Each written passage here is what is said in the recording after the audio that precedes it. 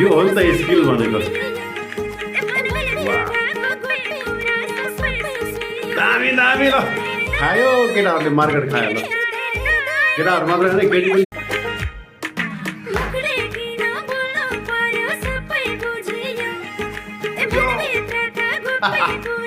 लड्कीले देखाइदिए यार पारा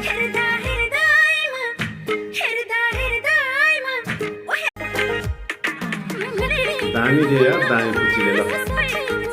बहिनीको ट्यालेन्ट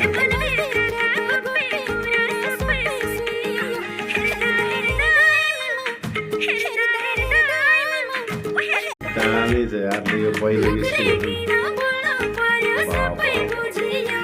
मेहनत चाहिँ गरे अब पार्टीहरूले ल गरेको मेहनत देखेको छ ल ल ल आनीबाट रियाक्सनमा